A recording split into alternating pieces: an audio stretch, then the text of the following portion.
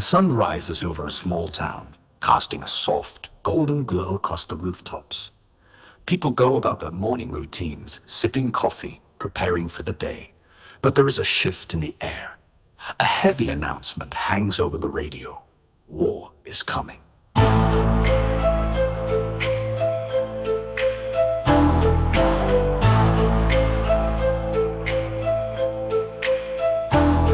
Politicians have spoken, calling for their citizens to prepare for battle, to rally behind a cause they never truly understand.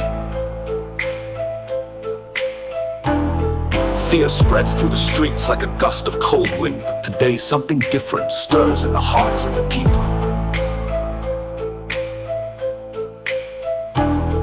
In the center of town, a man named Jonas sits quietly in a park, legs crossed, his breathing slow and deep. He watches the pigeons cooing on the pavement, the leaves swaying gently in the breeze.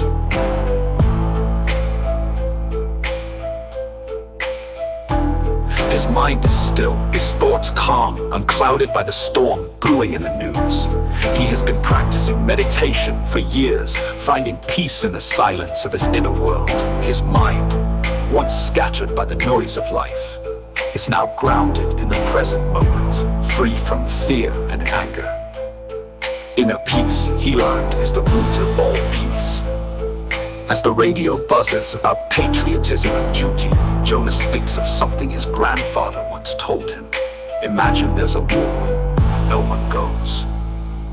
It had sounded like an impossible dream when he was younger, but now it feels like the most natural truth. He smiles softly to himself, feeling a quiet strength rising within him. What if no one actually wanted this war? What if everyone found peace inside themselves, so much that no external threat could shake it? Later that day, Jonas walks through town. He sees others with the same quiet strength on their faces. Maria, the baker, who always greets her customers with a kind word, even though the war looms on the horizon. Ahmed, the mechanic, working with steady hands, unconcerned by the politicians' demands. Elena, a school teacher, continues to teach her students about compassion and kindness as if no threat of violence existed. One by one, these people begin to see through the fear that tries to creep into their hearts. Jonas' calmness spreads like wildfire. His friends and neighbors notice his peace, and they start to reflect on their own lives. What is this war for? They ask themselves, why should I fight for something that doesn't serve me, my family, or my community? In the days that follow, small gatherings spring up in the park. People from all walks of life come together, sitting in silence, breathing in the fresh air, finding a shared sense of serenity. They talk about their desire for a world built on mutual respect, not conflict. Jonas leads some in meditation, guiding them through the practice that has given him so much clarity. Soon, a quiet movement grows. Messages spread across the country.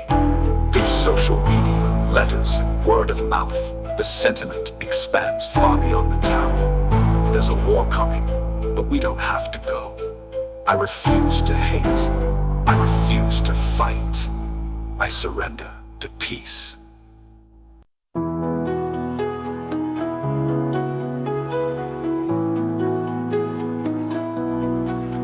It becomes a mantra for the people across the nation. More and more people begin to reject the fear that politicians feed them. Soldiers stand down, refusing to take up arms against others who are just like them. People who have families, dreams, and hopes for a peaceful future. The politicians grow louder, their speeches filled with anger and frustration. They do not understand how this is happening. How can a war be declared, but no one is willing to fight it? They threaten, they push, but the people remain still. We are not your soldiers, they say in unison. We are not your pawns. As days turn into weeks, the tension that once gripped the country dissolves into something new. Peace. There are no bombs, no battles, no bloodshed. The politicians' war does not materialize because there are no soldiers to wage it. Instead, communities grow stronger. People towns and cities begin to visit each other, sharing their stories of peaceful resistance. Farmers trade crops, builders repair homes, teachers spread knowledge.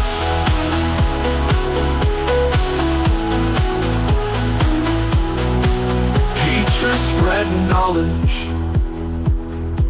Society does not collapse in chaos as the leaders had predicted. Instead, it blossoms. The media tries to stir the pot, but the people have made their choice. They choose inner peace over external conflict. They understand now that true peace begins within each individual who finds peace within themselves, contributes to the collective calm. It ripples outward, healing old wounds, building bridges between divided communities. Jonas watches from his park bench as the world around him transforms. What once felt like an inevitable descent into violence has turned into a new era of cooperation and understanding. The power of inner peace has defeated the forces of war, not through weapons, but through the simple refusal to participate in hate. One evening, as the sun sets, he reflects on the words of his grandfather. Imagine there's a war and no one knows. It wasn't just a dream, it was a reality they had all created. One breath, one moment of mindfulness at a time. And in that quiet, still space, the world finally finds its peace. Peace.